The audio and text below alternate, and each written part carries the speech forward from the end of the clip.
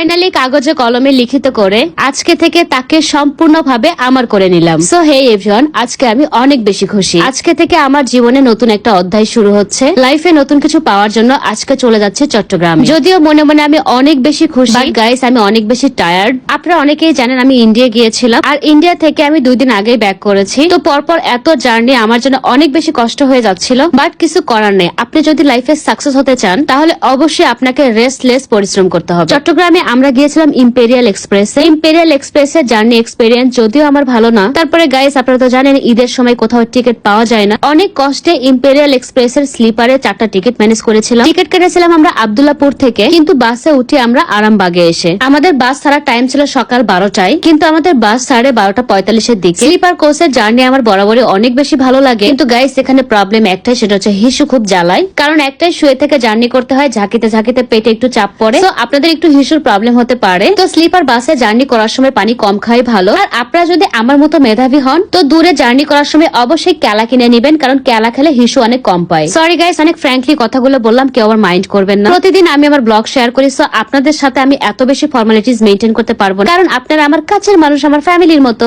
আমি গাড়িতে উঠে ঘুমিয়ে গিয়েছিলাম। ঘুম থেকে উঠে দেখে আমরা কুমিল্লা চলে এসেছি। এখানে বাসের স্টপেজ ছিল, যেহেতু লাঞ্চ টাইমও হয়ে গিয়েছে, তো আমরা এখানে ফ্রেশ হয়ে খাবার খাবো। ইন্ডিয়া থেকে আসার পরে আমার খাবারের প্রচুর পরিমাণ ক্রেভিং হচ্ছে। আমার মনে হয় লং জার্নি করার পরে সবারই ক্ষুধার পরিমাণ একটু বেড়ে যায়। আমি, কাটাপার, ভাতিজা, অভি আমরা সবাই অনেক বেশি ক্ষুধার্ত ছিলাম। তো এখানে আমরা প্রপার লাঞ্চ করার জন্য অর্ডার করেছিলাম সাদা ভাত, সাথে ছিল শিং মাছ, গরুর মাংসের ভুনা, ডাল, আর ছিল মেবি একটা মিক্সড ভেজিটেবল। দুঃখের কথা কি বলবো গাইস, কুমিল্লা খাবারের এক্সপেরিয়েন্স এত বেশি বাজে। আমি মনে হয় আপনাদের সাথে আগেও ভিডিও শেয়ার করেছিলাম। পেটে এত পরিমাণ খিদা ছিল আর খাবার এতটাই বাজে ছিল, খাবার মুখে দেওয়ার সঙ্গে সঙ্গে প্রচুর পরিমাণ রাগ উঠে যায়। শিং মাছের তরকারি দিয়ে আস্ত আদার গন্ধ আসছিল, আর গরুর মাংস ইরাম শক্ত, মানে মাংসের সাথে আমার এক প্রকার যুদ্ধ হয়ে গেছে। আর গাইস আমি এমনিতেও বিড়ালের বাচ্চার মতো অনেক কম খাই, কিন্তু খাবারে অনেক ঢং। খাবার একদমই পারফেক্ট হতে হবে, সবকিছু অনেক পারফেক্ট হতে হবে, মশলা অনেক ভালো হতে হবে। এছাড়াও গাইস খাবারটা আসলেই বাজে ছিল। কাটাপার ভাতিজা অনেক বেশি এক্সাইটেড, কারণ আমাদের সবার জীবনে নতুন কিছু আসছে। যারা মানুষের খুশি দেখে অনেক বেশি খুশি হয়, এই মানুষগুলো সত্যি অনেক ভালো মনে। যেমন কাটাপার ভাতিজা, আমি তো কি খুশি। আমার প্রত্যেকটা খুশিতে ও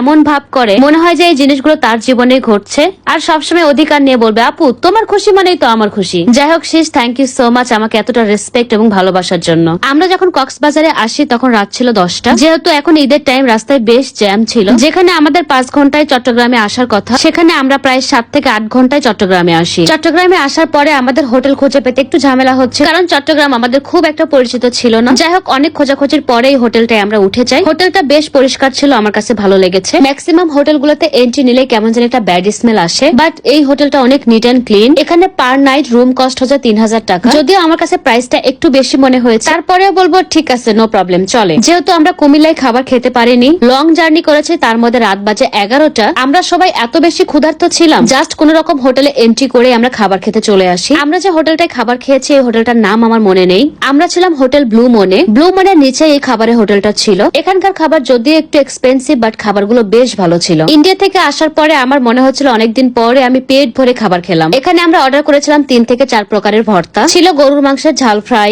ডাল, গরুর মাংসের কালাভুনা, আর মুগের ডাল দিয়ে খাসির মাংস।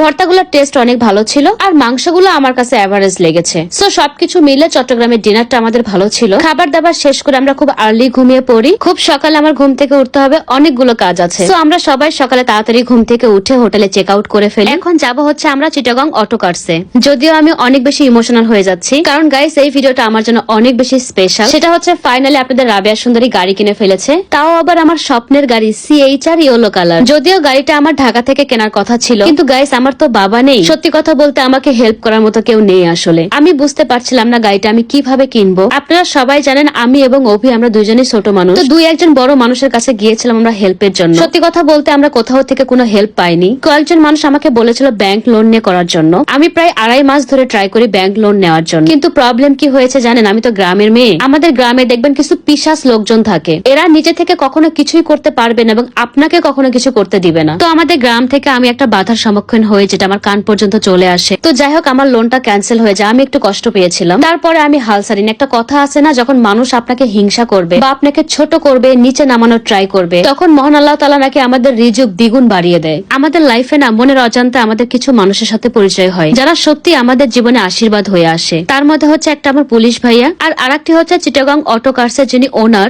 সেটা হচ্ছে আমাদের আরিফ ভাইয়া। এই দুইটা মানুষের অবদান আমি আসলে কখনোই ভুলতে পারবো না। এই দুইটা মানুষই আমার গাড়ি কেনার জন্য সকল ব্যবস্থা করে দেয়। একটা কথা আছে না, যার কেউ নেই তার নাকি আবার অনেকেই আছে। যাই হোক, মহান আল্লাহর কাছে একটাই দোয়া, এমন ভালো মানুষ হাজার বছর বেঁচে থাকুক। সো এখানে আমরা আমাদের গাড়ি কেনার সকল ফর্মালিটিস কমপ্লিট করি। টাকা আমি ঢাকা থেকে পে করে গিয়েছিলাম, আজকে জাস্ট আমি গাড়িটা রিসিভ করব। তো এই তো ঢাকা থেকে দুইটা ছোট ভাই আসছে, তারা তো অনেক বেশি এক্সাইটেড, ওদের খুশি দেখে আমার অনেক বেশি ভালো লাগছিল। কিন্তু একটা কথা কি জানেন, গাড়ির পাশে এসে যখন আমি দাঁড়াচ্ছিলাম আমি বারবার ইমোশনাল হয়ে যাচ্ছিলাম। আমি আমার বিভিন্ন ব্লগে আকার ইঙ্গিতে আপনাদেরকে বলেছিলাম সেই চার হচ্ছে আমার ড্রিম কার। সো গাইস, আপনাদের ভালোবাসায় আপনাদের দোয়ায় আজকে আমি আমার স্বপ্নের সামনে দাঁড়িয়ে আছি। আমি আমার স্বপ্নটাকে ছুঁয়ে দেখছি এবং স্বপ্নটার আমি বাস্তবে রূপ দিয়েছি। বিশ্বাস করেন গাইস, এটা আপনাদের ভালোবাসা ছাড়া কখনোই সম্ভব ছিল না। খুব অল্প টাইমে আপনারা আমাকে এত বেশি ভালোবাসা দিয়েছেন, এত বেশি সাপোর্ট করেছেন যেটা আপনারা কল্পনাও করতে পারবেন না। সো আমি আপনাদের কাছে অনেক ঋণী, আমাকে দোয়া করবেন, ঠিক এভাবে আমার পাশে থাকবেন। আর প্লিজ আপনাদের কাছে রিকোয়েস্ট, আমার এই খুশির দিনে কেউ বাজে কথা বলবেন না। এখানে বাজের কোনো কিছুই নেই। সস্তা চিন্তা করা অনেক সহজ, কিন্তু একটু ব্রেন খাটিয়ে সুস্থ চিন্তা করা অনেক কঠিন। সো সবাই ভালো থাকবেন, আর গাড়িটা কেমন হয়েছে এটা আমাকে অবশ্যই জানাবেন। Thank you Chattogram Autocars, thank you police ভাইয়া, থ্যাংক ইউ আরিফ ভাইয়া। আজকে এ পর্যন্তই, টাটা এন্ড টেক কেয়ার।